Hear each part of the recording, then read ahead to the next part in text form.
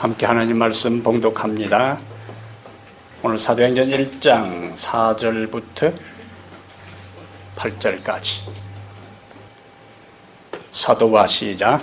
사도와 함께 모이사 그들에게 분부하여 이르시되 예루살렘을 떠나지 말고 내게서 들은 바 아버지께서 약속하신 것을 기다리라. 요한은 물로 침례를 베풀었으나 너희는 몇 날이 못되어 성령으로 침례를 받으리라 하셨느니라.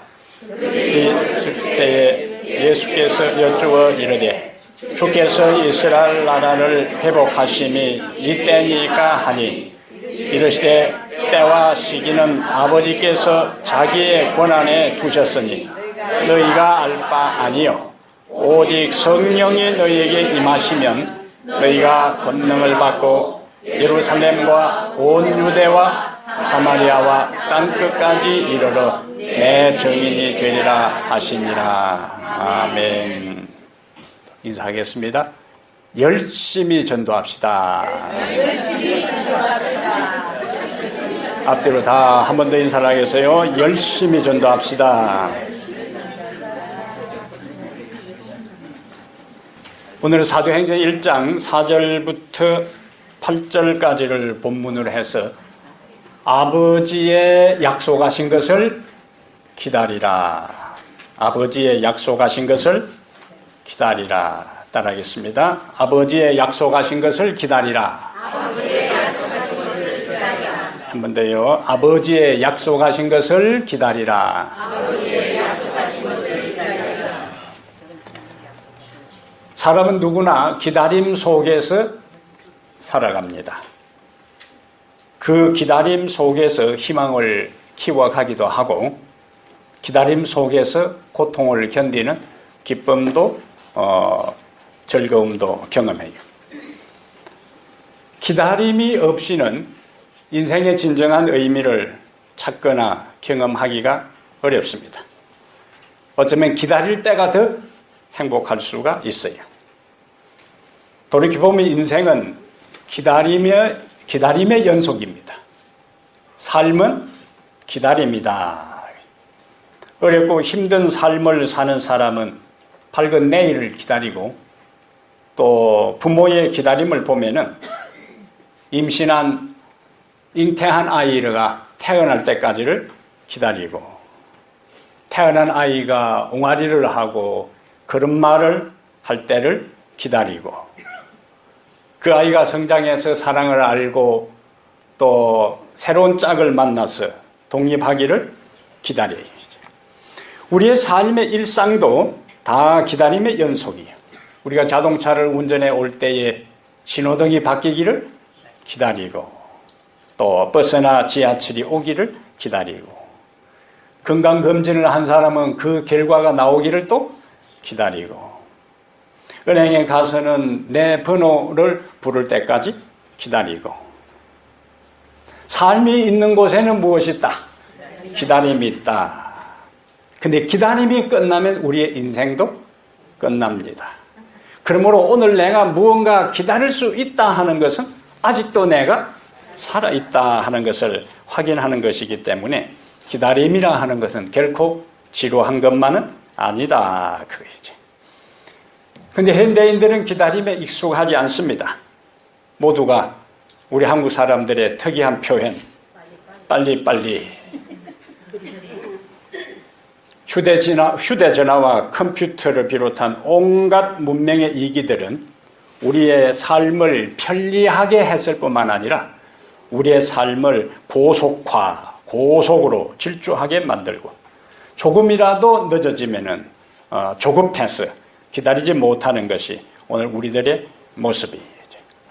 삶이 기다림이라면은 우리의 신앙도 기다림이다. 무엇에 대한 기다림인가? 하나님의 약속에 대한 기다림이에요.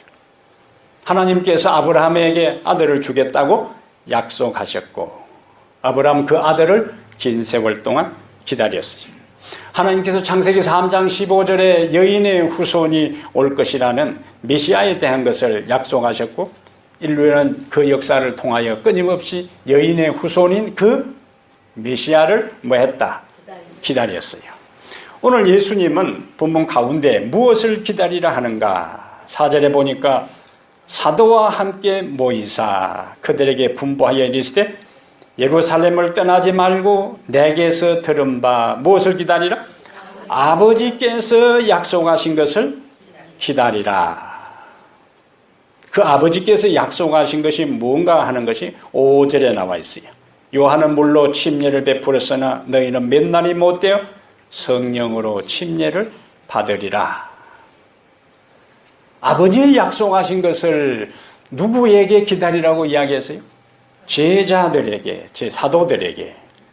그러면은 예수님께서 제자들을 왜 부르셨을까? 왜 제자들을 선택하셨을까? 이러한 목적과 아버지의 약속하신 것을 함께 생각을 해 보겠습니다. 예수님께서 제자들을 부르신 이유를 사복음서에 말씀하고 있지만 사복음서에서는 예수님의 제자들을 제자라는 단어를 사용하다가 사도행전에는 2절에도 그가 택하신 제자가 아니고 그가 택하신 사도들에게 4절에 다시 보니까 누구와 함께 모이사? 사도와 함께 모이사. 사복음서에서는 예수님의 제자라는 칭호가 자주 등장하는 것과는 대조적으로 사도행전에는 사도라는 용어가 빈번하게 등장합니다. 예수님께서 12명을 선택하셨는데 왜 12명을 선택하셨는가 하는 것을 정확하게 묘사한 데가 마가복음 3장에 나타나 있습니다. 마가복음 3장 12명의 제자를 선택한 예수님의 의도와 목적이 마가복음 3장 13절부터 보겠습니다. 마가복음 3장 13절에 또 산에 오르사 자기가 원하는 자들을 뭐하고 부르시니 나온지라. 그 다음에 14절에 이에 12를 세우셨으니 왜 세웠다고요? 이는 첫 번째는 자기와 함께 있게 하시고 또 보내사 전도도 하며 귀신을 내쫓는 권능도 가지게 하려 하심이라. 첫 번째 목적은 뭐라고 이야기합니까? 자기와 함께 있게 하시고. 그럼 예수님께서 12 제자들을 선택한 첫 번째 이유는 자기와 함께 있도록 하기 위해서 선택했어요. 그럼 우리가 그 다음 질문을 생각하면 왜 자기와 함께 있게 했을까? 자기와 함께 한 목적이 무엇일까요? 그들을 훈련시켜서 하나님 나라를 전파하는 도구로, 통로로 삼기 위해서 그들을 선택하셨어요. 그러니까 함께하는 목적은 1차적으로 그들을 뭐 하기 위한 거? 훈련시키기 위한 거예요. 그러면 어떻게 예수님은 12 제자들을 훈련시켰는가? 예수님은 그들과 함께 계셨어요.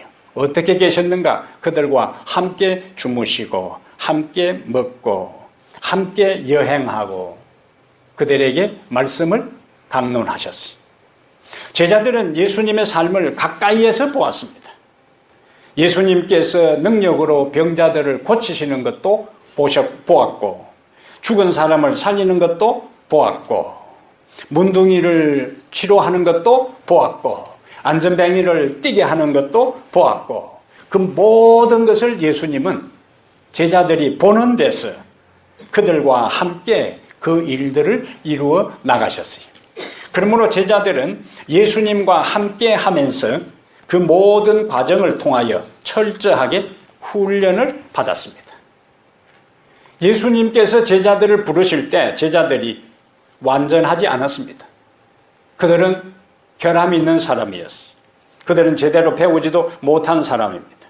그들은 출신 성분도 변변치 않아요. 게다가 그들은 다양한 기질과 성격의 소유자였습니다. 시몬이라는 제자는 로마 정부에 대한 엄청난 정오심을 가진 제자였어요. 베드로는 어떤 특징을 가지고 있어요? 너무나 많아서 다 이야기를 못하겠어요? 딱 꼬집어서?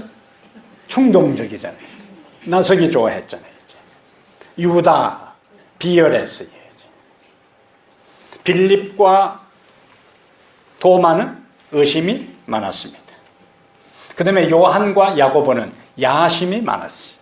그래서 자기 어머니까지 친척 관계를 이용해서 동원한 다음 예수님께서 이스라엘의 왕이 된다면 좌우의 최고의 권력자가 되기를 원했던 사람들입니다. 시대소망 295페이지에는 이렇게 이야기합니다. 그들은 완전하기 때문에 택함을 받은 것이 아니요 불완전함에도 불구하고 진리에 대한 지식과 실천을 통하여 그리고 그리스도의 은혜를 통하여 하나님의 형상으로 변화될 수 있도록 하기 위하여 택함을 받았다. 완전하기 때문이 아니라 불완전함에도 불구하고, 여기 중요 단어는 뭐예요?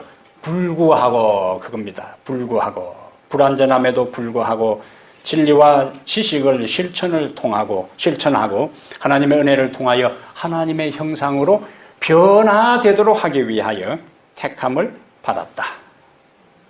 그리고 이어서 엘렌 G 화이트는 이야기합니다. 주님은 그들을 부르신 다음 그들이 진리를 통하여 성화되도록 끊임없이 기도하였다. 예수님은 그들을 선택한 다음에 그들을 가르치셨을 뿐만 아니라 삶의 모범을 보여주셨을 뿐만 아니라 그리고 그가 행하는 모든 사역을 그들과 함께 행하셨을 뿐만 아니라 그들이 변화되기를 뭐 했다고요? 기도했다. 예수님의 기도는 응답을 받습니다. 가장 결정적인 변화를 경험한 사람은 요한이었습니다. 요한은 나서기 좋아했을 뿐만 아니라 야심이 많은 젊은이였습니다. 아주 그는 성격이 불같아가지고 별명이 뭐였다고요? 우레의 아들이라 그랬어요. 예수님께서 사마리아를 지나가는데 사마리아 사람들이 제대로 예수님을 대접하지 않는 데에서 엘리야처럼 불을 내려서 그냥 태워 죽이자고 할 정도로 아주 잔인한 사람이었어요. 그의 외행적인 명분은 자기 스승을 제대로 대답하지 않았다고 하는 것이지만은 옛날에 제자들이 대접을 받는 것은 스승이 인정을 받고 대접을 받으면은 스승과 함께 따라다니는 제자도 대접을 받는데 스승이 무시당하고 스승이 대접을 못 받으니까 따라다니는 제자들도 무시당하니까 자존심 상하고 기분 나빴다는 거예요. 그래서 선생을 내세우면서 보복을 이야기했지만은 사실상 자기들이 제대로 대접받지 못한 것이 기분 나빠서 불러서 다 태워버리자고 했을 정도로 무자비한 사람이었습니다. 그러니까 우리가 아는 대로 나중에 요한은 뭐라고 일컬어져요? 나중에 사랑의 사도. 예, 나중에 그는 사랑의 사도로 온전한 변화를 경험합니다. 예수님의 제자들이 부름을 받았을 때에 완전하지 않았고 불완전했던 것처럼 그러나 그들을 불러서 하나님 나라를 전파하게 하신 예수님은 오늘 우리를 부르셔요. 우리 스스로 완전한 사람 아무도 없습니다. 허물이 많고 결점이 많고 자랑할 것도 없고 연약하고 허물이 많은 존재들입니다. 그런데 제자들을 변화시킨 그분은 우리도 뭐 하실 수 있다? 변화시킬 수 있다. 아멘. 제자들이 예수님과 함께 있으면서 그분의 말씀을 듣고 예수님은 그들을 가르치면서 그들을 위해 변화를 기도했던 것처럼 주님이 우리를 부르셨다면 부르신 그분은 우리를 변화시키기 위해서 책임을 지시고 역사해 주실 것입니다. 여러분 바닷가 모래사장에 유리가 있다 하면 어떤 느낌이 들어요? 바닷가에 유리가 있다. 유리가 깔려있다. 모래사장에. 그곳에 갈 마음이 전혀 없어져요. 굉장히 위험한 것입니다.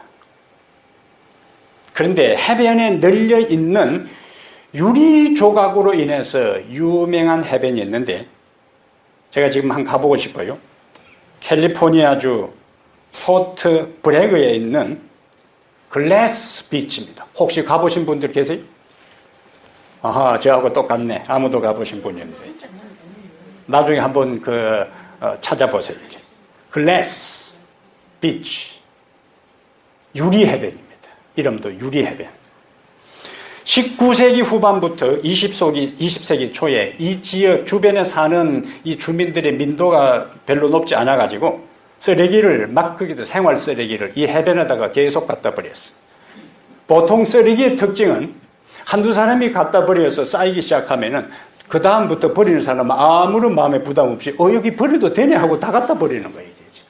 그래서 병이고 박서고 끌고 다니지 못하는 고물차고 온갖 잡동사니들을 그 해변에다가 갖다 버렸어요.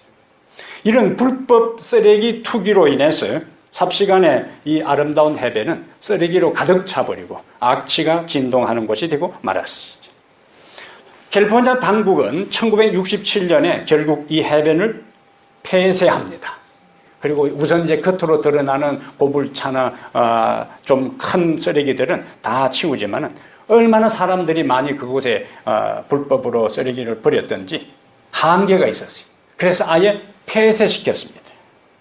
그리고 사람의 출입을 다 금지시켰어요. 그리고는 그곳에 쓰레기를 더 버리는 사람은 엄청난 벌금을 물리는 경고판을 이제 내걸었습니다. 그로부터 세월이 40년이 지났습니다. 40년 동안 무슨 일이 일어났을까? 40년 동안 사람들이 더 이상 그곳에 접근하지 않고 생활 쓰레기도 더 이상 그곳에 버리지 않는 동안 파도가 밀려와서 해변에 절비한 쓰레기들을 쓸어갔습니다.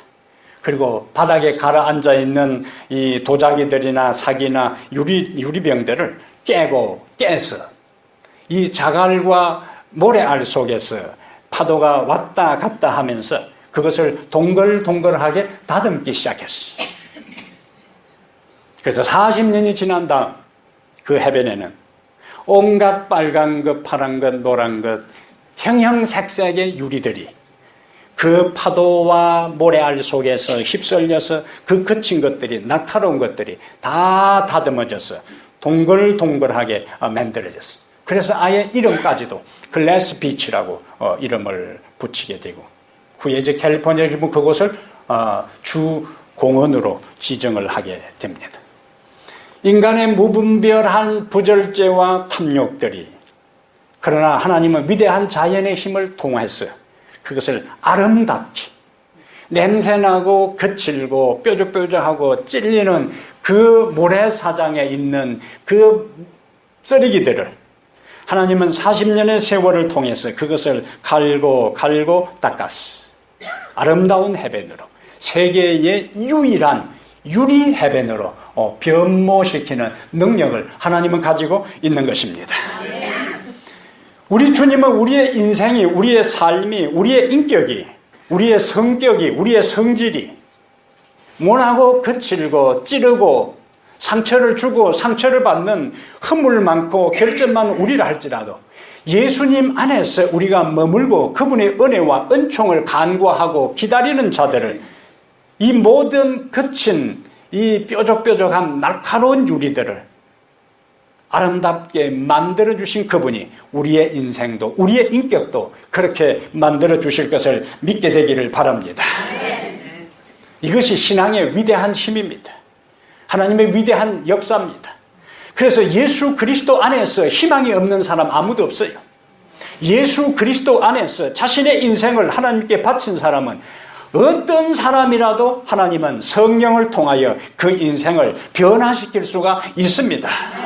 그래서 우리에게도 희망이 있어요. 그것을 인해서 우리는 날마다 감사하게 되기를 바랍니다. 아까 우리가 마가복음 3장 14절에서 본 것처럼 그들 예수님과 함께 있게 하시고 두 번째는 함께 있는 것을 영원히 함께 하기 위한 목적이 아니고 다시 그들을 보내어 그렇게 했어요. 함께 있으면서 그들을 훈련시키고 함께 있으면서 그들을 변화시킨 다음에 이제는 예수님을 대신해서 하나님 나라를 선포하고 전하고 전파하고 증거하도록 증인으로 그들을 내보내기 위해서 예수님은 제자들을 부르셨어요. 요한복음 20장 21절에는 아버지께서 나를 보내신 것 같이 나도 너희를 보내노니 그렇게 말씀했어요. 여기서 보낸다 하는 말이 뭐냐? 사도라 하는 뜻입니다. 사도. 제자라 하는 것은 가르침을 받는 자라는 뜻이고, 그래서 함께 있으면서 예수님의 12 제자들은 가르침을 받았어요. 이제 가르침을 받은 사람들은 뭐 해야 되는가? 스승이 그들에게 사명을 주어서 임무를 부여해서 그 스승을 대신해서 사명을 완수하도록 보내는 것입니다. 그 보냄을 받은 자를 뭐라고 부른다고요? 사도라 그렇게 부른 거예요. 그래서 사복음서에는 예수님께서 제자들을 훈련시키고 양육하는 과정이기 때문에 그들의 주어진 호칭이 대부분 제자로 나오지만은 이제는 그들이 예수님의 하늘로 승천한 다음에 그 예수님께로부터 하나님 나라를 확장하고 건설하고 선포하는 사명을 띠고 보냄받은 존재들이기 때문에 사도행전에서 어떻게 언급하고 있다고요? 사도라 그렇게 언급하고 있는 거예요. 마태복음 28장에도 우리가 아는 대로 너희는 가서 말씀을 하셨어요. 오늘 8절에도 오직 성령이 너희에게 임하시면 너희가 권능을 받고 내 증인이 되리라 그렇게 말씀을 하셨어요. 그럼 우리가 생각할 것이 있습니다. 예수님은 우리를 훈련시키시고 예수님은 우리에게 사명을 주어서 사도로 임명해서 보내시는데 그냥 우리를 보내시지 않고 능력을 약속하세요. 그것이 4절과 5절과 8절입니다. 예수님은 그 당시에 사내들인의 학식 있는 자들을 선택할 수도 있었어요. 로마의 권세자들을 선택할 수도 있습니다. 정상적인 훈련과 교육을 받은 웅변가들과 당시의 학자들과 신학자들을 제자로 선택할 수도 있어요. 그런데 예수님은 그들을 어느 누구도 선택하지 않으시고 저 북쪽 갈릴리의 비천한 지역, 소외된 지역, 변방에 있는 그들을 대부분 선택하셨어요. 그들은 불황부식한 사람들이었어요. 그들은 비천한 사람들이었어요. 우리가 앞에서 살핀 것처럼 성격도 별로 좋지 않았습니다. 성질도 별로 좋지 않았어요. 그런데 예수님은 그들을 선택하셨어요. 고린도후서 4장 7절에 우리가 이 보배를 질그릇에 가졌으니 뭐하고 대조됩니까? 보배와 질그릇. 우리가 이 보배를 질그릇에 가졌으니 이는 능력의 힘이 큰 것이 하나님께 있고 우리에게 있지 아니함이라.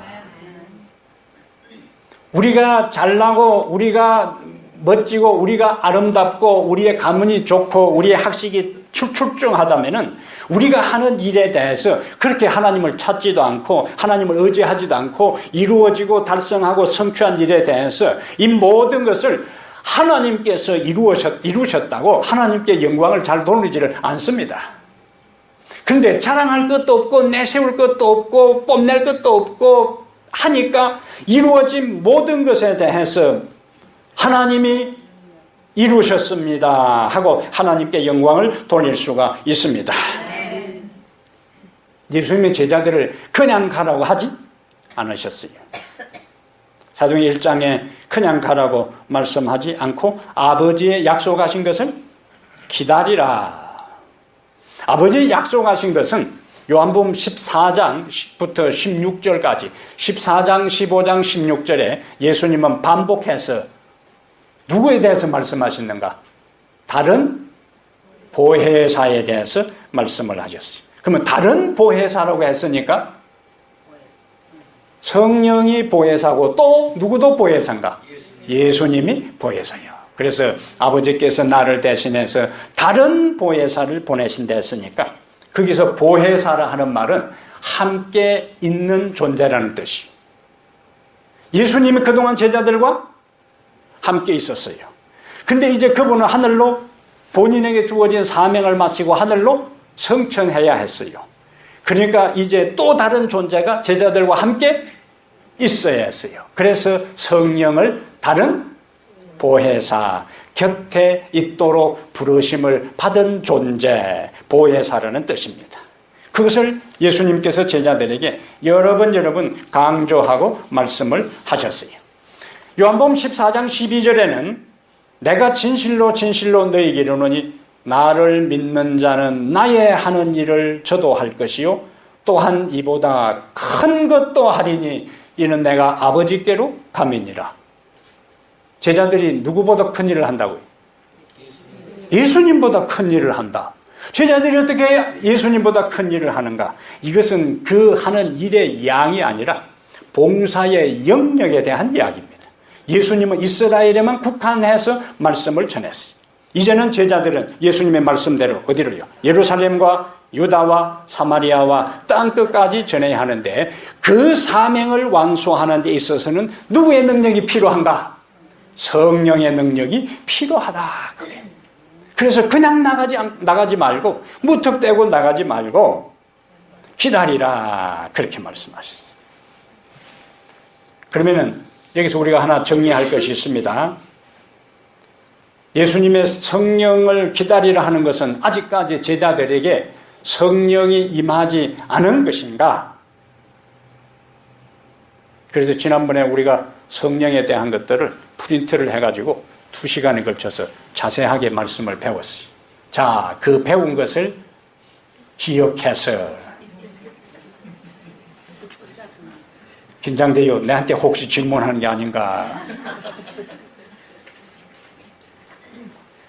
이미 우리는 단답형으로 이제 질문을 던지겠습니다. 이미 우리는 성령을 받았다. OX. O.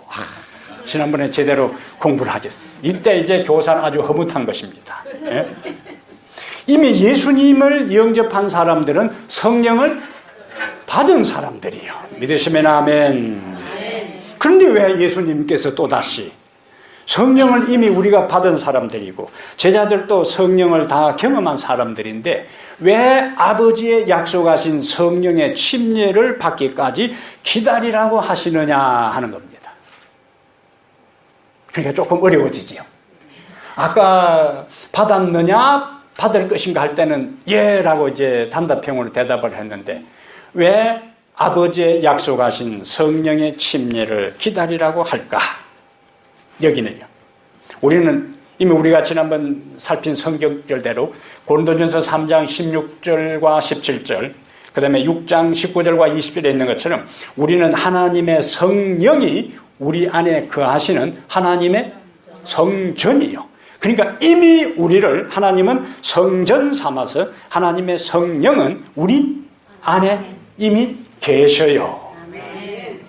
그런데 왜 또 성령의 침례를 받으라 하는가? 여기서요. 성령의 침례를 받는다는 것은 우리가 예수님이 우리 안에 계시고 하나님의 영이 우리 안에 계시지만은 우리가 인생을 살아가면서 아직도 자아가 살아있고 자신의 경험과 자신의 판단력과 자신의 분별력에 의지해서 예수님에게 성령에게 전적으로 의지하지 않습니다. 우리의 의지도 전적으로 바치지 않고 우리의 감정도 다 바치지 않고 우리의 모든 지성도 그분에게 바치지를 않아요.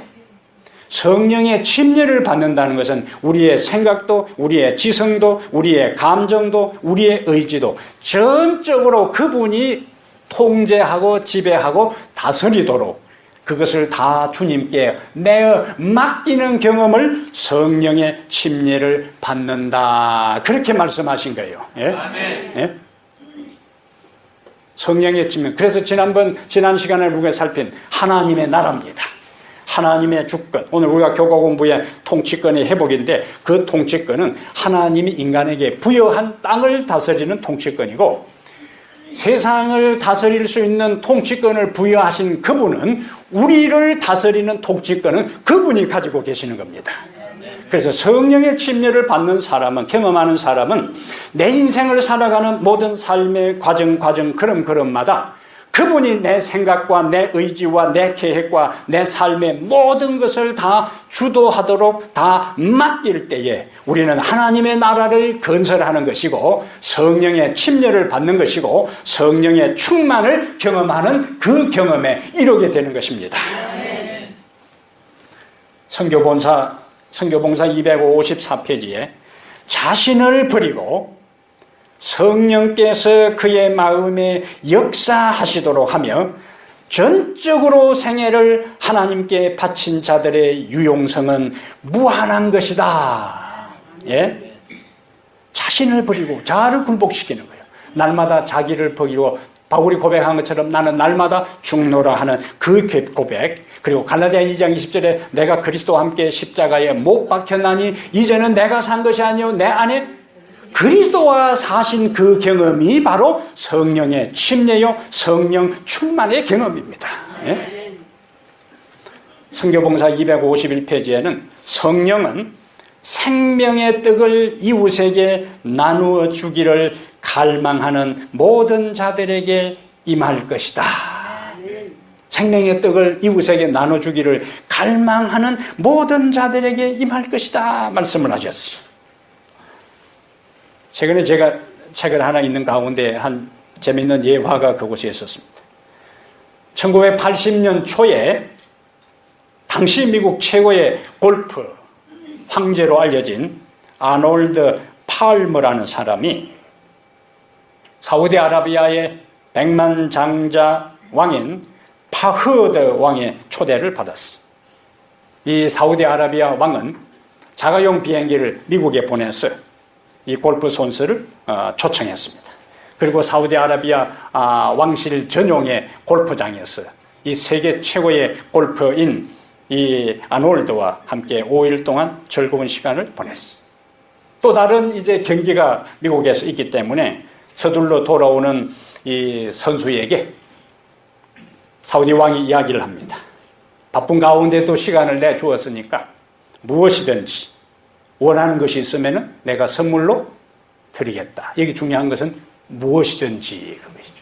무엇이든지. 그러니까 이 골프 선수가 너무 미안해가지고 이 본인 입장에서도 이 왕과 함께 5일 동안 골프를 쳤다 하는 것은 굉장한 특권이기 때문에 5일 동안 왕과 함께 시간을 보낸 것만 해도 저에게는 영광입니다. 근데 왕이 자꾸 뭐든지 부탁을 하라고 하니까 골프 선수가 이 사람은 이 골프채, 골프 클럽을 수집하는 취미가 있기 때문에 정 그러면은 골프 클럽을 저에게 주십시오. 그리고 이제 여기 미국에 돌아왔습니다. 그리고 이제 상상합니다. 무엇이든지 원하는 대로 구하면 준다고 했으니까 아마 황금 골프채를 줄 것이다. 아니면은 골프채에 다이아몬드가 조각된 골프채를 줄 것이다. 그래서 매일매일 소포가 사우디아라비아에서 국제 소포가 오기를 날마다 이제 기다렸어요. 그러기를 6주 후 우편함을 메일 박스를 열어보는데 사우디아라비아에서 온 국제 우편물이 하나 등기로 도착을 했어요. 순간적으로 실망이 되었어요. 자기는 황금 골프채가 오기에 이 황금 골프채나 다이아몬드가 조각되고 박힌 그 골프채를 기다리고 있었는데 봉투 하나였어요. 실망했지만은 그러나 그 왕이 진지하게 자기에게 무언가 원하는 대로 준다고 했기 때문에 그 봉투를 개봉했어요. 등기로 온 그 봉투를 개봉하니까 웨스트 펜실바니아에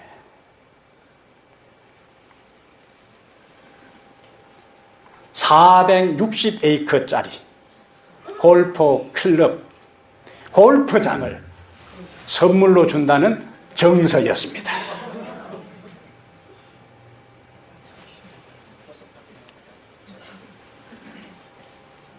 이 사람이 기대하고 생각했던 거하고 사우디아라비아 국왕은 자기가 마음에 들면은 골프장도 줄 수 있는 능력이 있습니다. 저는 이 이야기를 읽으면서요, 와, 우리 하나님, 당신에게 모든 것을, 당신은 모든 능력을 가지고 있습니다. 당신은 하늘과 땅의 모든 것을 소유하고 계십니다. 내가 지금까지 당신에게 너무 적은 것을 구했습니다. 그리고 너무 작은 것을 기대했습니다. 크신 하나님을 믿는 하나님의 자녀답게 이제는 좀 더 큰 것을 구하며 큰 것을 기대하고 큰 믿음을 가지고 살겠습니다. 이것이 여러분의 기도가 되고 나의 기도가 되기를 바랍니다. 에베소 3장 20절에 우리의 구하는 것이나 생각하는 것에 넘치도록 주시는 분이시라 그랬어요. 이사야 55장 8절과 9절에 우리 하나님의 생각은 우리의 생각과 다르고 우리의 길과 하나님의 길은 다르다고요. 하늘과 땅이 다른 것처럼 하나님의 생각은 우리의 모든 예상과 상상과 기대를 뛰어넘어서 당신의 사랑하는 자들이 마음에 들면은 풍성히 채워주실 수 있는 분이심을 믿게 되기를 바랍니다. 그분이 제자들에게 아버지의 약속하신 것을 기다리라. 이것은 이 세상의 황금 골프채도 아니고 다이아몬드로 조각된 골프 클럽도 아니고 그리고 우리 한국으로 하면 약 50만 평 이상 되는 그 큰 화려한 골프장도 아니고 그분의 은혜를 날마다 경험하고 감사하고 찬양하며 살아갈 수 있는 성령의 은혜, 그리고 인생의 모든 유혹과 시련과 고통을 극복할 수 있는 성령의 능력, 그리고 예수 그리스도의 사명을 이어받아 사도로서 복음을 땅끝까지 전할 수 있는 하늘이 허락하는 위대한 능력이 성령을 통하여 우리에게 경험된다는 것을 확신하게 되기를 바랍니다. 7절 8절에 이르시되 때와 시기는 아버지께서 자기의 권한에 두셨으니 너희가 알 바 아니요 오직 성령이 너희에게 임하시면 너희가 권능을 받고. 제자들은 언젠가에 대해서 관심이 있었어요. 언제 하나님의 나라가 임합니까? 언제 이스라엘이 회복됩니까? 그런데 예수님 뭐라고 말씀하셨어요? 때와 시기는 아버지께서 자기의 권한에 두셨으니 너희가 신경 쓰지 말고 성령이 너에게 임하면 너희가 권능을 받고 내 증인이 될 텐데 그 역할에 충실하라. 제자들만 이 때와 시기에 관심을 가졌던 게 아니고 역사를 통해서요, 각 시대마다 수많은 사람들이 언제에 대해 관심이 있었어요. 언제 예수님이 오실까? 언제 종말이 이르는가? 그 때에 대해서 계속 관심을 가졌어요. 심지어 지금 영국이 국민투표를 통해서 EU 유럽연합에서 탈퇴한다고 이제 결정하고 그 수순을 밟아가는 이걸 가지고 드디어 이제 세계 단일 정부가 건설될 일들이 이루어지고 있다는 이야기들이요. 유튜브에 얼마나 많은 이 그럴듯한 이야기들이 난무하는지 모릅니다. 이 이야기들은 숱한 일어나는 사건들을 종말과 연결시켜서 끝날이 다 다가오고 있다고 하는 이야기는 예수님께서 재림할 때까지 반복될 것입니다. 그러면 우리의 관심은 어디에 두어야 되는가? 그 때와 기한에 대한 것보다 하나님께서 우리에게 주신 사명을 감당하기 위해서 그 어떻게 사명을 하나님께서 주신 것을 감당할 것인가, 여기에 우리의 모든 생각에 초점을 맞추어야 할 필요가 있습니다.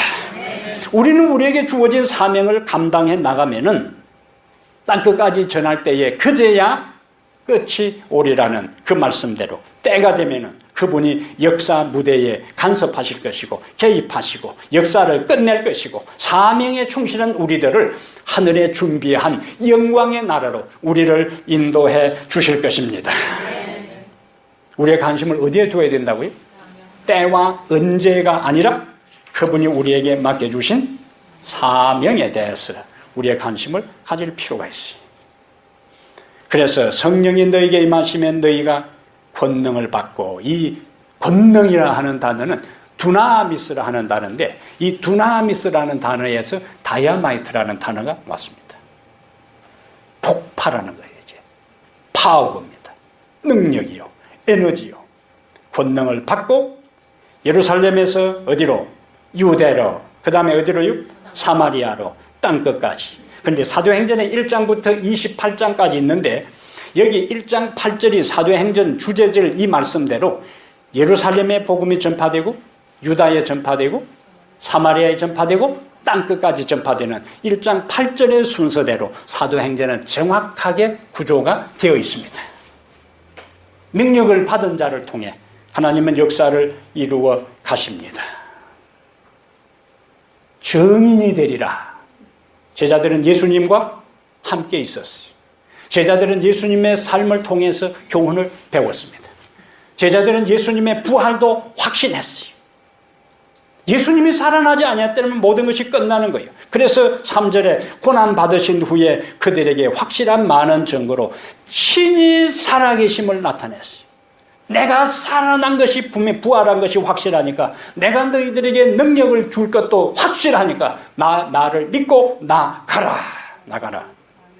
제자들은 나가서 예수님을 전했어요. 예수님의 증인이었습니다. 우리가 전해야 할 것은 이 교회의 건물을 전하는 것도 아니고 제7안식일 예수 재림교회를 전하는 것도 아니고 예수 그리스도를 전하는 것입니다. 우리 교회에 그럴듯한 사람들이 있다 하는 걸 전하는 것도 아니고 이 교회에 좋은 프로그램이 있다고 하는 것을 전하는 것도 아니고 이곳에 예수의 능력이 나타난다는 것을 전하게 되기를 바랍니다.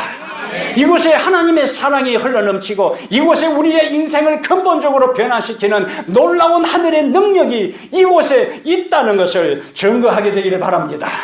그래서 외행적으로 다른 것이 아무것도 없어도 이곳에 하나님의 은혜가 나타나면 우리는 담대하게 전할 수가 있습니다. 다른 모든 것이 갖추어지고 다른 모든 것이 설립되어 있다 할지라도 예수가 없고 예수의 능력이 없고 예수의 변화가 없고 하나님의 영이 없으면 그것은 아무 소용이 없습니다. 그러나 아무것도 없다 할지라도 초대교회 성도들에게 제자들에게 무엇이 있었어요? 그들에게는 조직도 없었어요. 그들에게는 자본도 없었어요. 그들에게는 학력도 없었어요. 그들은 프로그램도 없었어요. 그들은 교회당도 없었어요. 그들은 쫓기는 사람들이었어요. 그들은 추적을 당하는 사람이었어요. 그들은 반대를 받는 사람들이었어요. 그러나 그들은 예루살렘과 유대와 사마리아와 땅끝까지 이르러 예수의 증인의 역할을 감당할 수가 있었습니다. 우리가 없는 것에 대해서 한탄할 필요가 없어요. 우리가 다른 교회와 비교해서 소유하지 못하는 것에 대해 아쉬워할 필요가 없습니다. 성령이 임하면 모든 것이 가능한 것입니다. 능력을 받으면 되는 거예요. 그래서 우리의 기도의 모든 내용들은 주여 우리에게 성령으로 임하여 우리의 인생 전부를 주도하시고 인도하시고 다스려 주시옵소서. 하나님은 오늘날도 사람을 통하여 일하십니다. 변변치 않은 사람이랄지라도 내세울 만한 것이 없는 사람이랄지라도 화려한 스펙이 없는 사람이랄지라도 학적인 배경이 없는 사람이랄지라도 가정 배경이 좋지 않는 사람이랄지라도 그들이 하나님의 영의 사람이 되면은 하나님은 그들을 사용해서 하나님은 그들을 통하여 위대한 역사를 이룰 수가 있습니다. 그래서 우리가 이런저런 조건이 다 갖추어진 상태에서 교회가 조금씩 성장할 때에는 그 외행적으로 갖추어진 조건 때문이라고 잘못 오판하고 생각할 수 있지만은 외행적으로 성장할 조건이 전혀 없음에도 불구하고 성장했을 때에 이 모든 것은 하나님이 우리를 통해서 이루셨다고 그분에게 소리 높여 찬양과 영광을 돌릴 수가 있습니다. 주께서 우리를 통하여 위대한 역사를 이루게 되기를 기대하고 기도합니다. 그 역사의 출발이 우리의 일상 삶에서 뿐만 아니라 이번 우리가 10월 3일부터 전도회를 개최합니다. 전도회는 새로운 영혼을 인도하기 위한 겁니다. 전도회는 우리의 신앙을 재점검하는 것입니다. 전도회는 우리에게 주신 사명을 이제 실제적으로 행동하고 전파하고 실천하는 것입니다. 그동안에 계속 이번에 있을 전도회를 위해서 구도자가 있도록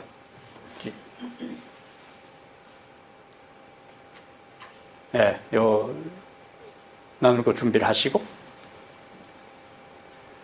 구도자를 위해서 우리가 계속 기도하도록 부탁을 드렸습니다. 자, 구도자를 우리가 찾으면 있습니까?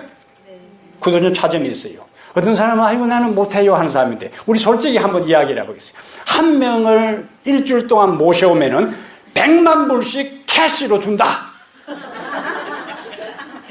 밀리언을 이 100만 억망장자가 자 여기 와가지고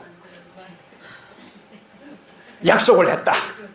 그러면은 전도회에 일주일 동안 인도하면은 100만 달러를 준다고 억망장자가 여기 와서 여러분들에게 이야기했다면 불가능하다고 앉아 있을까요?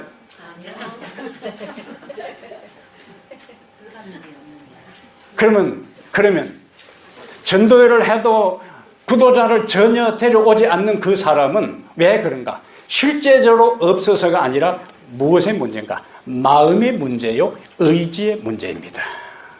마음의 문제요, 의지의 문제입니다. 마태복음 7장 7절 8절에 구하라 그러면 너희에게 주실 것이요, 찾으라 그러면 찾을 것이요, 문을 두드리라 그러면 너희에게 열릴 것이니 구하는 자가 얻을 것이요 찾는 자가 찾을 것이고 두드리는 자에게 열릴 것이니라. 이 말씀을 우리가 영혼을 찾고 구하는 일에 있어서도 똑같이 전달, 연결시키고 그리고 그것을 적용시켜야 하는 것입니다. 잭 밀러라는 농부가 있었는데 교회를 열심히 다닌 사람인데 교회에서 전도에 대한 필요를 자꾸 강조하니까 전도는 하고 싶은데 말이 서툴어요. 전도는 하고 싶은데 제대로 배우지를 못해서 염두를 내지 못했습니다. 그런데 말씀 가운데 뭐가 있습니까? 구하라?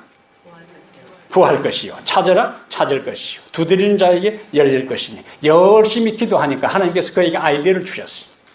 이 밀러라는 농부가 사는 지역에 철새가 날아오는데 이 캐나다 기스 거위가 날아옵니다. 근데 하나님께서 그에게 아이디어를 주셨어요. 그 아이디어에 따라서 그물을 가지고 이 거위를 잡아서 그 다리에다가 비닐봉투를 사용해서 영어와 스페인어로 된 성경 구절을 거기다가 묶어주었습니다. 그러니까 이제 얼마 후에 이 철새들이 저 남미로 날아가고 어떤 거는 저 여름에 알래스카로도 이제 날아갔어요. 그리고 그곳에 연락처를 남겼어요. 여러분, 여러 사람들이 거위 다리에 무언가 묶여 있는 것을 본 사람들이 이상해서 거위를 잡아보니까 그 속에 종이가 있으니까 다른 데 있는 종이보다 더 관심이 갈 거 아닙니까? 그 종이를 꺼내서 읽는 사람들의 마음에 이 영혼을 사랑하고 기도했던 이 농부의 마음이 하나님의 성령을 통해 전달되어서 그들이 복음을 받아들이는 역사가 일어나게 된 것입니다. 나는 교통도 좋지도 않고 나는 말재도 없고 나는 아는 것도 없고 나는 교회 다닌 지 얼마 되지도 않고 나는 주변에 아는 사람도 없으니까 이번 전도회에 나는 영혼을 데려오는 것은 안 된다. 미리부터 안 된다 하는 사람은 안 되는 겁니다. 근데 아까 제가 말씀드렸어요. 100만 불씩 준 다음에 내가 가만히 있을까? 100만 불 준다도 나는 못 하겠다 하는 사람 안 해도 돼요. 예? 근데 100만 불 준 다음에 내가 찾아보지 않을까 하는 사람은 반드시 예수님의 말씀과 사명을 따라서 영혼을 찾고 그 사람의 이름을 하나님 앞에 내놓고 날마다 기도하게 되기를 바랍니다. 예? 그래서 새로운 영혼이 나의 기도와 나의 헌신과 희생을 통해서 하나님의 성령이 그의 마음속에 역사해서 예수 그리스도를 받아들이고 나와 함께 구원의 소망 속에 살아간다면 우리도 살고 그들도 살고 나도 구원받고 그들도 구원받는 역사가 일어나게 되는 겁니다. 제가 강산 목사님하고 연락을 했는데 강산 목사님께서 구도자들이 나오면은 주소까지를 보내달라 그랬어요. 그러면은 강사가 직접 초청의 글을 구도자들에게 보낸다 그랬습니다. 강산 목사님이 깊은 관심을 가지고 기도로 준비하고 있습니다. 강산 목사님에게 구도자를 보낼 게 있어야 될 거 아니에요? 전도회 한다고 한국에서 초청을 하는데 이 구도자가 없다고 하면 어떻게 되겠어요? 본인은 각 개인에게 주소로 강사가 직접 초청장을 보내겠다고 하는데 그 정도로 강사 목사님이 열심히 일하면 우리의 열심은 그것을 뛰어넘어야 할 줄로 믿습니다. 지금 기도하는 마음으로 여러분들이 받은 그 영혼구원 서약서에 이름을 하나하나 기도하면서 기록하시길 바랍니다. 처음에는 잘 모르는 분들은 뭐 빙덕 할머니, 이웃집 아줌마, 앞집 뭐 아저씨 이렇게 쓰는데 이름을 정확하게 쓰셔야 돼요. 오늘은 생각 혹시 모르면은 그대로 쓰더라도 이름을 정확하게 써서 그 이름을 하나님 앞에 부르면서 우리가 기도하겠습니다. 그래서 다음 안식일부터 이제 그 구도자를 설교 마치면서 그 구도자를 위해서 기도하는 시간을 전도회 할 때까지 계속 할 것입니다. 왜냐하면 그 사람의 영혼을 움직이고 변화시키는 것은 하나님의 성령이 하시기 때문에 성령의 은혜와 역사를 위해서 우리가 계속 기도할 거예요. 그때 우리는 제자들이 이제 우리가 앞으로 사도행전 1장, 2장, 28장까지 살피는 것처럼 아버지의 약속하신 성령의 역사를 그들이 경험하고 난 다음에 놀라운 역사가 나타난 그 역사가 바로 타코마 교회에 2000년 전이 아니라 오늘 우리를 통하여 하나님의 성령께서 역사하게 될 것입니다. 하나님 우리 아버지, 당신의 귀한 아들을 이 세상에 보내시고 인간을 구원하는 사명자, 사도로 보내시고 이제 그 아들을 통하여 훈련받은 우리들이 다시 세상에 나가 복음을 전하도록 우리를 부르신 것을 인해 감사합니다.